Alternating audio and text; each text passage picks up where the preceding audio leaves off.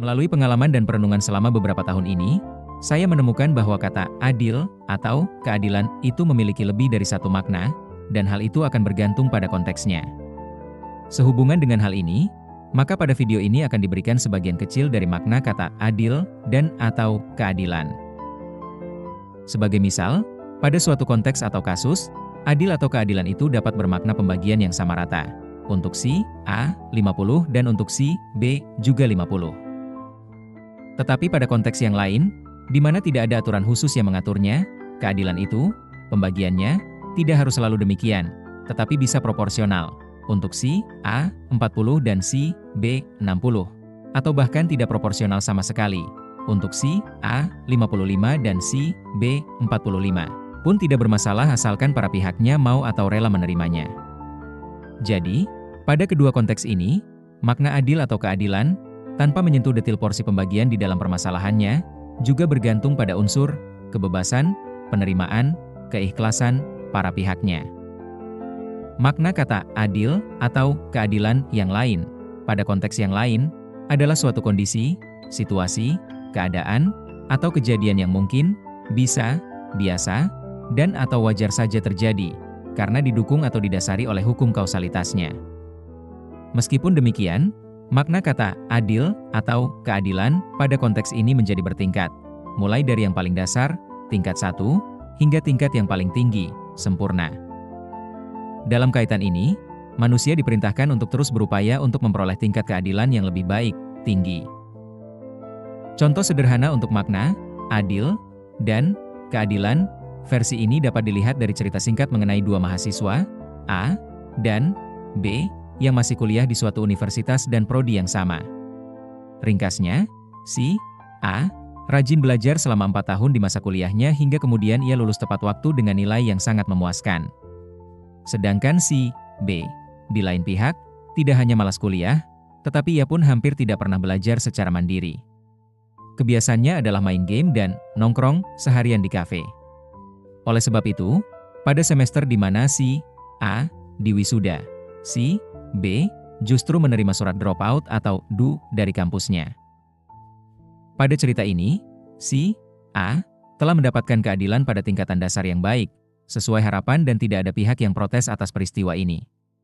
Sementara itu, di lain pihak, si B pun telah mendapatkan keadilan tingkat dasar, meskipun hal itu sangat mengecewakannya. Pada peristiwa ini pun, tidak ada pihak yang protes, terutama jika mereka mengetahui untaian sebab akibat kejadian masing-masing. Meskipun kisah sederhana itu menceritakan dua hasil, yang merupakan tingkat-tingkat keadilan dasar atau sementara, selama 4 tahun yang berbeda secara ekstrim, tentu saja kita semua sependapat bahwa kejadian-kejadian itu sudah benar-benar adil. Artinya, keadilan itu sudah ditegakkan oleh sistem kehidupan alami atau duniawi hingga keduanya menerima hasil-hasilnya sesuai dengan upaya masing-masing selama periode 4 tahun itu. Meskipun demikian, kondisi itu, atau tingkat keadilan itu, dapat ditingkatkan menjadi lebih baik lagi jika, sebagai misal, si B menyadari kesalahannya, mendaftar kuliah di universitas yang lain, menjalani masa kuliah dengan baik dan rajin, dan akhirnya diwisuda 4 atau 5 tahun kemudian. Keadilan bagi si B dapat ditingkatkan. Meskipun demikian, jika si B ternyata tidak berusaha lebih baik lagi atau enggan memulai kuliah lagi, maka hanya keadilan tingkat dasar itulah yang diperolehnya. Ia tidak bisa menyalahkan pihak lain, sebab hasil atau tingkat keadilan yang diperolehnya adalah akibat dari upaya dan tindakannya sendiri. Sementara itu, seperti halnya si B, si A pun masih dapat meningkatkan tingkat keadilan dasarnya yang sebenarnya tidak mengecewakan itu. Tingkat adil dan atau keadilan dinamis terlepas daripada apapun penilaian manusia. Sementara itu, pada kasus lain, sebagai misal, si C kehilangan motornya pada saat mengunjungi rumah seorang temannya. Padahal, ia merasa meninggalkan kendaraannya itu hanya 5 menit saja. Seperti juga kasus di atas, maka kejadian yang nampak sangat mengecewakan itu sudah adil pada tingkatan pertama, dasar. Kejadian itu mungkin, bisa, dan wajar saja terjadi. Kejadian itu sudah memenuhi hukum kausalitas di lingkungan itu dan pada periode waktu itu hingga bisa terjadi.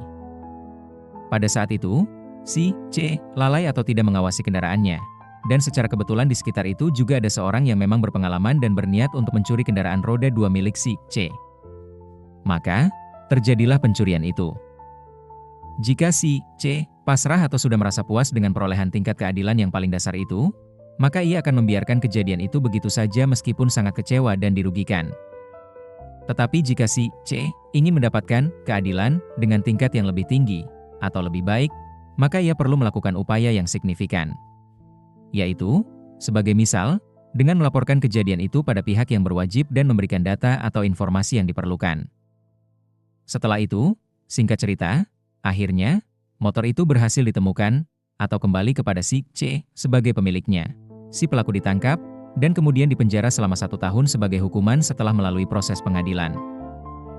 Pada kondisi ini, keadilan yang lebih baik, tingkat yang lebih tinggi, telah tercapai. Jadi, sebenarnya, adil dan keadilan itu, sejak di dunia saja, selama hidup manusia, sudah ditegakkan oleh sistem dunia atau hidup ini hingga pernyataan-pernyataan bahwa dunia ini tidak adil, hidup ini tidak adil, atau bahkan Tuhan itu tidak adil adalah tidak benar sama sekali. Manusia perlu mengetahui dan memahami masalahnya secara detil mulai dari diri sendiri sebelum melontarkan tuduhan yang salah alamat. Manusia tidak boleh menyalahkan pihak-pihak yang memang tidak terlibat di dalam peristiwanya. Itu semua mencerminkan ketidaktahuan atau kebodohannya saja. Upaya manusia dalam memperoleh adil atau keadilan tentu saja tidak akan sempurna, ada saja kekurangan atau kelemahannya, terutama pada elemen-elemen sistem lokal masing-masing yang notabene merupakan manusia dengan segala kemungkinan konsekuensinya. Sebagai misal, pihak berwajib belum tentu berhasil menemukan dan mengembalikan kendaraan yang hilang kepada para pemiliknya. Dan, si pelaku kejahatan pun belum tentu akan tertangkap dan kemudian dihukum sesuai dengan perbuatannya. Artinya, keadilan di dunia hidup ini tidak sempurna dan juga seringkali masih mengecewakan manusia. Itulah konsekuensi dari tingkatan keadilan yang bervariasi. Tetapi fakta-fakta itu sama sekali tidak membenarkan pernyataan-pernyataan bahwa dunia ini tidak adil, hidup ini tidak adil, atau bahkan Tuhan itu tidak adil. Ketiga pernyataan itu membahayakan pihak-pihak yang bersangkutan. Apapun yang terjadi, telah dilihatnya, dan hasilnya nanti, di dunia ini atau selama hidupnya, manusia diperintahkan untuk mendukung, menegakkan, dan berupaya sekuat mungkin untuk memperoleh tingkat keadilan yang terbaik. Sistem keadilan itu sudah ada sejak dahulu dan masih bekerja hingga pada saat ini. Bahkan, sistem itu sudah bekerja sebelum kehadiran manusia pertama di muka bumi ini.